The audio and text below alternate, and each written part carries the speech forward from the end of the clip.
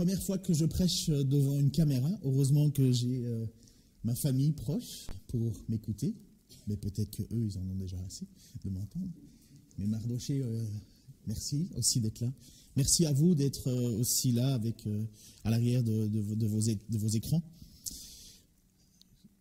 Comment prendre la mesure de ce qui se passe en ce moment, franchement? Comment prendre conscience de l'hécatombe qui rôde autour de nous? J'écoutais récemment que si jamais ce coronavirus rentrait dans les EHPAD, on parlait de centaines de milliers de morts. Ça fait peur, ça donne le tournis un petit peu. Comment ne pas sombrer dans une hystérie provoquée aussi par une panique? Comment rassurer nos cœurs devant un ennemi si microscopique et qui peut décimer le plus vaillant d'entre nous? Jeudi soir, honnêtement, je considérais un petit peu ces choses-là à la légère, un petit peu. Franchement, j'étais pas... je me disais, chouette, il fait beau, c'est un temps de congé quelque part. Et je n'étais pas à la mesure de ce qui se passait vraiment. Je m'imaginais la fin du monde moins catastrophique. Je ne dis pas non plus qu'on est à la fin du monde, mais plusieurs choses après m'ont interpellé. La première, j'étais à vélo, parce que je ne savais pas qu'on ne pouvait pas encore rouler loin de chez soi, et ainsi de suite. Et j'étais parti avec mon ami, vous connaissez Franck Segon, hein, l'ancien pasteur de Kétini. Et instantanément, on prie, parce que souvent on fait ça quand on est à vélo, on prie pas dans les montées, sur le plat ou à la limite dans les descentes, mais pas trop, mais on priait. Et instantanément, Franck a dit ceci: Seigneur, aide-nous à ne pas prendre à la légère la panique des autres, alors que nous avons la paix dans nos cœurs. Ça m'a interpellé parce que je me suis dit, mais c'est vrai, moi je me sens tranquille, je me sens pas... c'est pas... Je sais où je vais si la mort me prend, mais les autres. Ensuite, j'ai regardé une autre vidéo, la vidéo de Samuel Peter Schmidt, qui est pasteur dans une grande église en Alsace, et qui sortait tout juste des soins intensifs. Et à l'entendre parler, la difficulté qu'il avait de pouvoir à la fois parler et respirer, je me suis dit, mais bon sang, c'est bien plus grave que je pensais. J'ai été interpellé par sa tristesse et son humilité. J'ai été aussi interpellé par sa reconnaissance qu'il avait envers le corps médical, envers ce personnel qui a été si bienveillant. Et en même temps, ça m'a interpellé aussi, évidemment, il remerciait le Seigneur dans tout cela, mais ça m'a fait réfléchir quand même, parce que moi, petit pasteur à Dijon, dans une toute petite église, voilà, ça m'a fait réfléchir. Et vendredi matin, alors que je priais à Dieu de me donner le sujet pour apporter maintenant, j'avais entendu parler que le confinement pourrait peut-être durer jusqu'à 6 semaines. Alors ça n'a pas été décidé encore, mais c'est une possibilité, bien sûr. Puis j'allais en fait de surprise en surprise, en me demandant un petit peu qu'est-ce qui allait nous arriver, et je prenais un peu plus conscience. Et puis cette parole tournait dans mon esprit. Le Seigneur n'est pas surpris.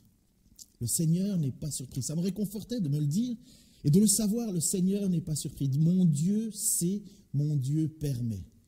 Mais quel est ce plan de Dieu? Les apôtres marchaient le long du temple de Jérusalem. Certainement un bâtiment magnifique, imposant, grandiose, à vue humaine et peut-être même indestructible. Et pourtant, nous lisons dans Luc chapitre 21, versets 5 à 6, certains parlaient du temple avec ses belles pierres, les beaux objets déposés en offrande. Il est magnifique, disait-il. Et Jésus leur dit, il viendra un temps où tout ce que vous regardez sera détruit. Pas une pierre ne restera sur une autre. Jésus savait. Jésus savait. Jésus savait que ce que ne voyaient pas ses disciples autour de lui, il voyait un temple magnifique, indestructible, mais Jésus savait que environ 40 ans plus tard, sous l'empereur Vespasien, le général Titus allait détruire totalement ce temple. On connaît la date exacte, le 8 septembre de l'année 70 après Jésus-Christ. Ce temple qui pourtant avait été décidé par Dieu comme lieu de culte obligatoire, Jésus savait qu'il allait être détruit. Obligatoire, Jésus savait qu'il allait être détruit. Bien sûr, le message en arrière, c'est que Jésus a dit détruisez ce temple et en 3 jours je le rebâtirai.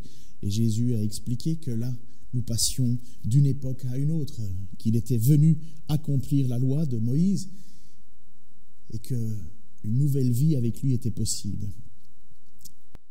Mais les apôtres étaient là et ses disciples étaient là et s'inquiétaient un petit peu parce que, vous savez, quand une catastrophe arrive, on aimerait bien tous savoir à quel moment elle va arriver. C'est le propre de nous, c'est pour ça que, encore aujourd'hui, vous avez des horoscopes et compagnie à la radio parce que l'homme veut savoir. Il veut savoir. Et donc les hommes voulaient savoir et posent la question à Jésus. Maître, lui demandèrent-ils, quand cela se produira-t-il? À quel signe reconnaîtra-t-on que tous ces événements devront avoir lieu? Et Jésus leur dit, faites attention, ne vous laissez pas induire en erreur, car plusieurs viendront en mon nom en disant, c'est moi le Messie, ou encore, le temps est venu, ne les suivez pas. Voilà les paroles de Jésus. Faites attention, ne vous laissez pas manipuler, ne les suivez pas. Voilà des paroles qui ont de quoi rassurer quelque part, venant de celui qui sait ce qui va arriver. Mais en même temps, il sait que ce n'est pas le moment. Il nous prévient. Il ne nous dit pas l'heure, il ne nous dit pas le temps, il nous dit simplement, faites attention que cela ne serve pas à des personnes de prendre et de voler ce qui me revient.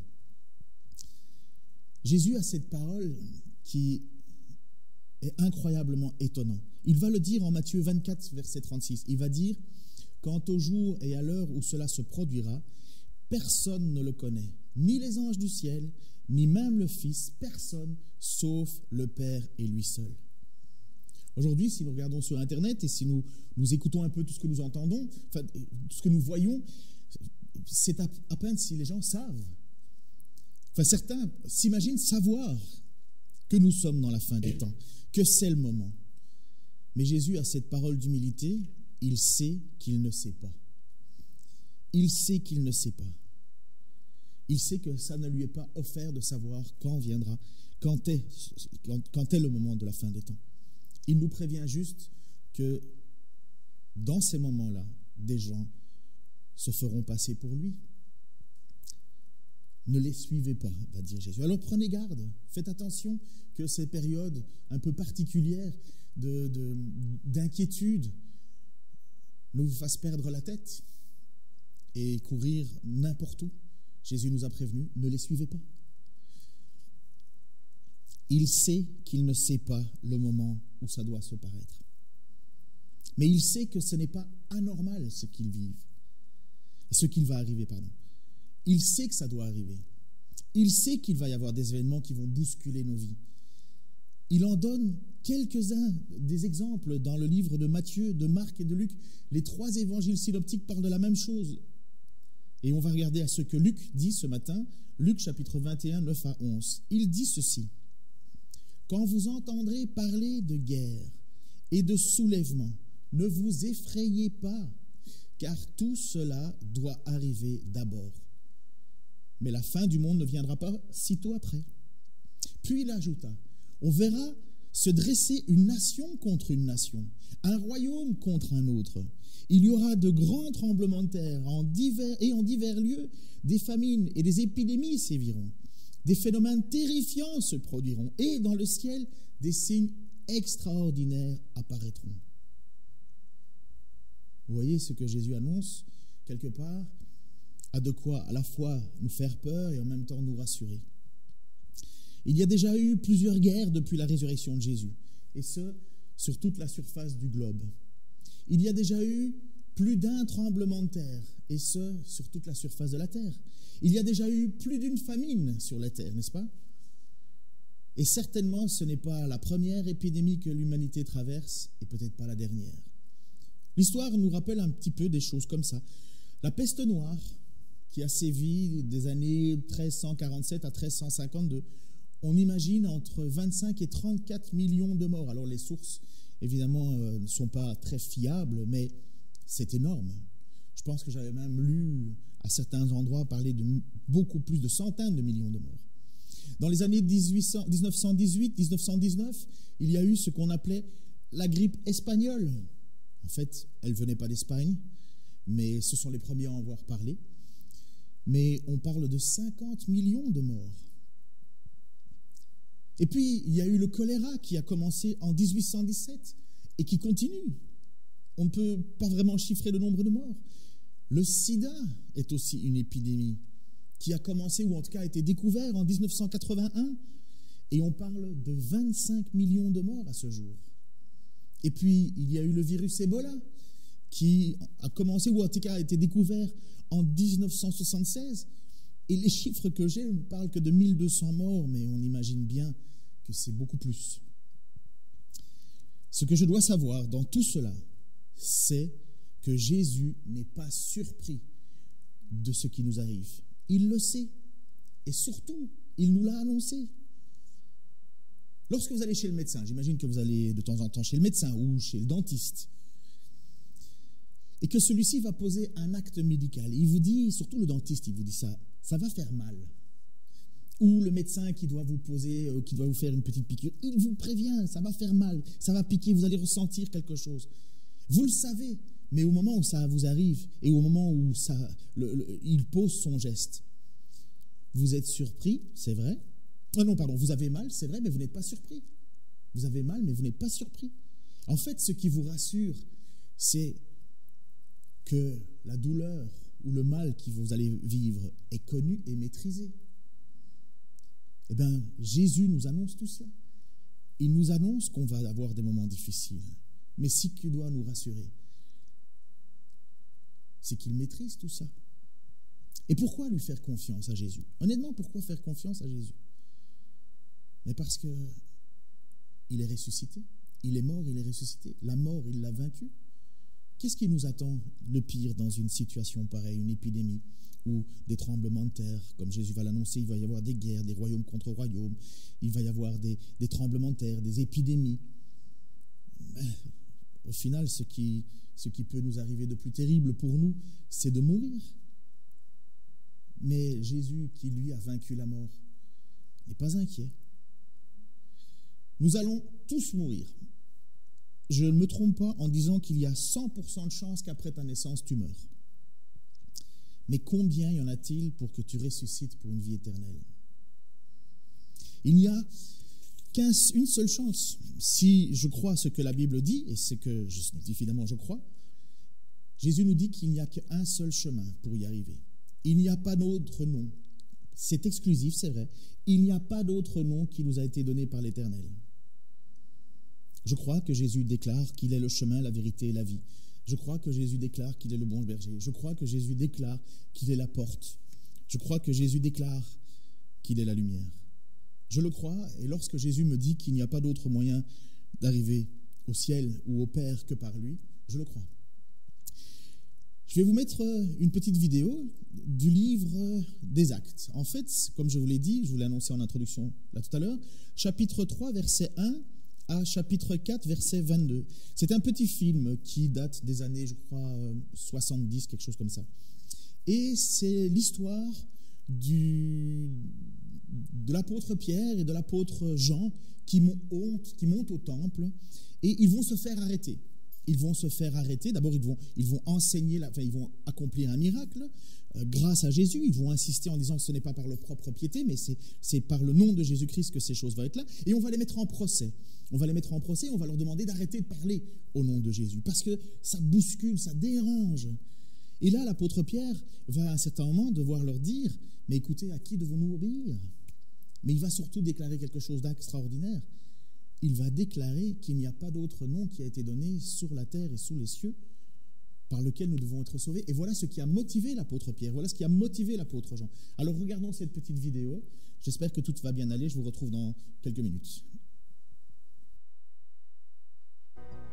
Le Seigneur ajoutait chaque jour à leur communauté ceux qui étaient sauvés. Un jour, Pierre et Jean montaient au temple pour la prière, à 3 heures de l'après-midi. Il y avait un homme boiteux de naissance qu'on portait et qu'on mettait tous les jours à la porte du temple, appelé la Belle, pour qu'il puisse demander l'aumône à ceux qui entraient dans le temple.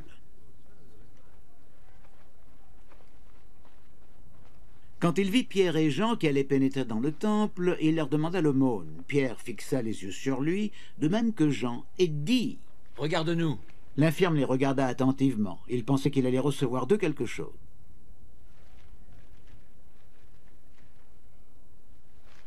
Mais Pierre lui dit « Je n'ai pas d'argent, je n'ai pas d'or. Mais ce que j'ai, je te le donne. Au nom de Jésus-Christ de Nazareth, lève-toi et marche. »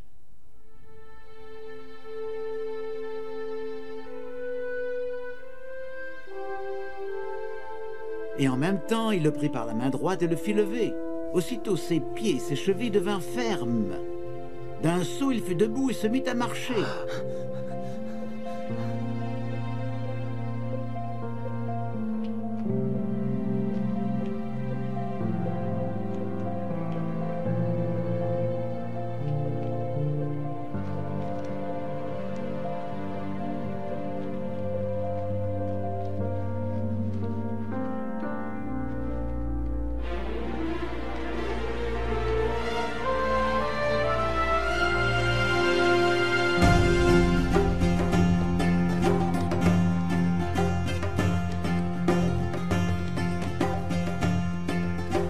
Il entra avec eux dans le temple.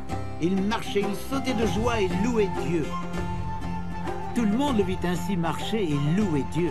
On le reconnaissait, c'était bien lui qui était toujours assis à mendier près de la belle porte du temple. En voyant ce qui venait de lui arriver, les gens étaient remplis d'étonnement et de surprise. Le boiteux qui avait été guéri ne quittait plus Pierre et Jean. Tout le peuple accourut et se rassembla autour d'eux au portique dit de Salomon. Ils étaient stupéfaits. Quand Pierre vit cela, il s'adressa à la foule. « Hommes israélites, pourquoi vous étonnez-vous de ce qui vient de se passer? Pourquoi vos regards sont-ils fixés sur nous, comme si c'était nous qui, par notre propre pouvoir ou notre piété, avions fait marcher cet homme? Le Dieu d'Abraham, d'Isaac et de Jacob, le Dieu de nos ancêtres, vient ici de manifester la gloire de son serviteur Jésus, ce Jésus que vous avez livré à Pilate et renié devant lui, alors qu'il était décidé de le remettre en liberté. Vous avez renié celui qui est saint et juste. À sa place, vous avez demandé la libération d'un meurtrier. Vous avez fait mourir l'auteur de la vie. Mais Dieu l'a ressuscité des morts. Nous en sommes tous témoins. Et c'est par la foi dans le nom Jésus que cet homme que vous voyez et que vous connaissez se tient debout. Oui, cette foi qui est puissante par le nom de Jésus a donné à cet homme une parfaite guérison, comme vous pouvez vous en rendre compte. Maintenant, frères, je sais bien que vous avez agi par ignorance, de même que vos chefs. Mais Dieu a accompli de cette manière ce qu'il avait annoncé d'avance, par tous ses prophètes, que Christ devait souffrir. Repentez-vous donc et tournez-vous vers Dieu, pour qu'il efface vos péchés. Alors le Seigneur vous accordera des temps de rafraîchissement, et il enverra Jésus-Christ, celui qui vous a été annoncé auparavant.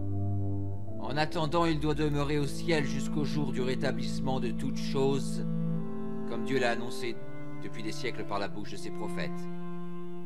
Ainsi Moïse a dit, « Le Seigneur votre Dieu suscitera pour vous, du milieu de votre peuple, un prophète comme moi. Vous écouterez tout ce qu'il vous dira. Celui qui n'écoutera pas ce prophète sera exterminé du milieu de son peuple. » Tous les prophètes, depuis Samuel et ses successeurs, ont annoncé d'avance les temps que nous vivons aujourd'hui. Vous êtes les héritiers de ces prophètes, les bénéficiaires de l'alliance que Dieu a conclue avec nos ancêtres. Lorsqu'il a promis à Abraham, toutes les familles de la terre seront bénies à travers ta descendance. C'est pour vous d'abord que Dieu a ressuscité son serviteur et l'a envoyé pour vous bénir, en détournant chacun de vous de ses mauvaises actions. Pendant qu'il parlait au peuple, les sacrificateurs, le chef des gardes du temple et les Sadducéens vinrent vers eux, mécontents de ce que les apôtres enseignaient le peuple et annonçaient la résurrection des morts en Jésus. Ils les arrêtèrent et, comme il se faisait déjà tard, ils les jetèrent en prison jusqu'au lendemain. Cependant, parmi ceux qui avaient entendu leurs paroles, beaucoup crurent, ce qui porta le nombre des croyants à près de 5000. Le lendemain, les chefs du peuple, les anciens et les scribes se réunirent à Jérusalem. Il y avait là en particulier Anne le grand prêtre, Caïphe, Jean, Alexandre et tous les membres de la famille du grand prêtre. Ils firent comparaître Pierre et Jean, les placèrent au milieu de leur assemblée et leur demandèrent: Par quel pouvoir, au nom de qui avez-vous fait cela? Alors Pierre, rempli de l'Esprit Saint, leur répondit: Dirigeants et responsables de notre peuple, nous sommes aujourd'hui interrogés sur le bien que nous avons fait à un infirme et sur la manière dont il a été guéri. Eh bien, sachez-le tous, et que tout le peuple d'Israël le sache. C'est par le nom de Jésus-Christ de Nazareth que vous avez crucifié et que Dieu a ressuscité des morts. C'est grâce à lui que cet homme se tient là, devant vous en bonne santé. Il est la pierre rejetée par vous qui bâtissez, qui est la pierre principale de l'angle. Il n'y a de salut en aucun autre, car il n'y a sous le ciel aucun autre nom qui a été donné aux hommes par lequel nous devions être sauvés. Lorsqu'ils virent l'assurance de Pierre et de Jean, sachant que c'étaient des gens simples et sans instruction, ils furent étonnés. Ils les reconnaissaient pour avoir été avec Jésus. Mais comme ils voyaient debout à côté d'eux l'homme qui avait été guéri, ils ne trouvaient rien à répondre. Alors ils leur ordonnèrent de sortir de la salle du Sanhédrin et délibérèrent entre eux. Qu'allons-nous faire de ces gens-là? Car ils ont accompli un signe miraculeux et évident et tous les habitants de Jérusalem sont au courant. Nous ne pouvons pas le nier. Mais il ne faut pas que cela s'ébruite davantage parmi le peuple. Défendons-leur donc, sous peine de sanction, de parler désormais à qui que ce soit. Au nom de Jésus. Là-dessus, ils les firent rappeler et leur interdirent formellement de parler ou d'enseigner au nom de Jésus. Mais Pierre et Jean leur répondirent: Jugez-en vous-même. Est-il juste devant Dieu de vous obéir plutôt que à Dieu? Car nous ne pouvons pas garder le silence sur ce que nous avons vu et entendu. Après leur avoir fait de nouvelles menaces, ils les relâchèrent. Ils n'avaient pas trouvé de moyen de les punir parce que tout le peuple louait Dieu pour ce qui venait d'arriver. L'homme qui avait été miraculeusement guéri était âgé de plus de 40 ans.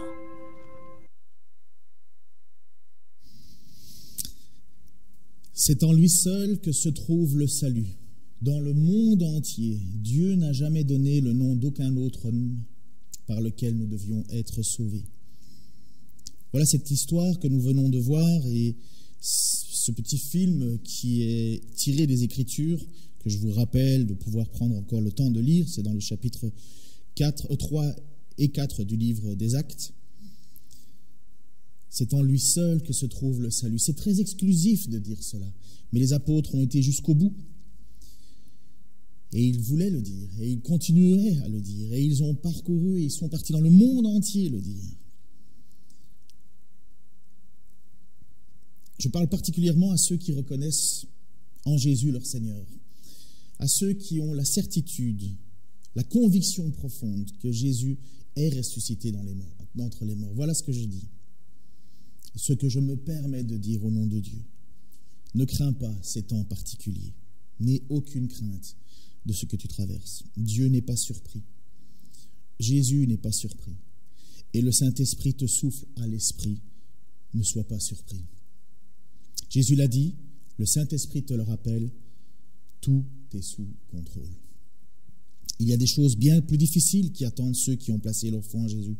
Je ne vais pas en parler particulièrement ce matin, mais je vous invite à lire la suite, en Marc, chapitre 13, versets 9 à 11. Il nous est parlé de procès, il nous est parlé de trahison, il nous est parlé de haine familiale, à cause de notre foi en Jésus. Tout cela ne devrait pas nous surprendre. Et c'est même un moment particulièrement propice pour annoncer notre espoir en Jésus, en la résurrection qui nous sera offerte.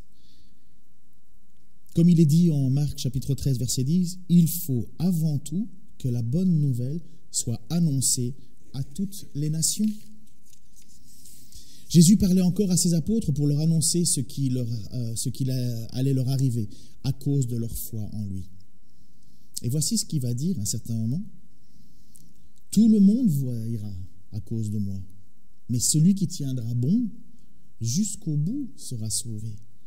Je vous invite Vous qui avez placé votre foi en Jésus-Christ, qui le reconnaissez comme le Messie, qui avez peut-être entendu ce matin ces paroles de l'apôtre Pierre et de l'apôtre Jean qui étaient placés en jugement alors qu'ils avaient simplement accompli quelque chose de bon, un miracle au nom de Jésus-Christ, mais ils ne voulaient pas accepter autour d'eux que Jésus-Christ était la réponse que Dieu a envoyée au monde.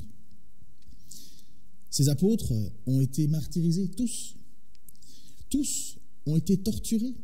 Un seul des apôtres, nous dit l'histoire, a survécu, c'est Jean. Mais il a survécu à pas mal de tortures. Il a été exilé sur une île en Grèce, l'île de Patmos. C'était à cet endroit-là qu'il a écrit le livre de la Révélation, ou plus connu sous le livre de l'Apocalypse. Et qui nous parle de quoi? Qu'il va y avoir des temps difficiles. Voici ce que je voulais vous dire ce matin. Ce qui me rassure, ce qui me donne une paix, c'est que mon Dieu n'est pas surpris par ce qui nous arrive. Mais est-ce que toi, tu l'es? Jésus nous a répété, et nous le répétera encore à nos cœurs, qu'il est le chemin, la vérité et la vie, que nul ne vient au Père que par lui. On peut se sentir lourd devant lui, on peut se sentir indigne, ne pas mériter, et finalement être dans un effroi, mais Jésus nous dit, j'ai payé le prix pour toi. J'ai offert ma vie pour tes péchés. Je m'imagine, à l'époque, autrefois, alors je ne croyais pas du tout ce message-là, j'avais mis ça de côté. Mais je savais que la mort me toucherait comme tout le monde. Mais je n'étais pas prêt à mourir, moi. Pas prêt du tout. Parce que j'avais une longue ardoise. Mais quand j'ai rencontré le Seigneur, quand j'ai rencontré sa parole, lorsque j'ai découvert ce qu'il a fait, ce qu'il a dit, ce qu'il a promis, que j'ai découvert qu'il était mort pour mes péchés et que par son sang qui a coulé, je suis justifié moi-même. Lorsque j'ai cru à ce message qu'on a lu ou qu'on a vu dans cette petite vidéo, qu'il n'y avait pas d'autre nom, une paix est venue en moi. Je ne suis pas devenu parfait, mes amis le savent, ma femme le sait, mes enfants le savent. Je ne suis pas parfait, mais j'ai une paix. Non pas parce que je la mérite, mais parce que je l'ai accepté. J'ai accepté ce sacrifice que Jésus a accompli pour moi. L'apôtre Paul va écrire à un certain moment aux Corinthiens, dans sa deuxième épître aux Corinthiens, chapitre 1, versets 2 à 5. Et c'est l'introduction de sa lettre. Et c'est avec ceci que je vais terminer la prédication par Internet. Et en même temps, je vais déjà demander à nos chanteurs de revenir. Voici ce que l'apôtre Paul va écrire.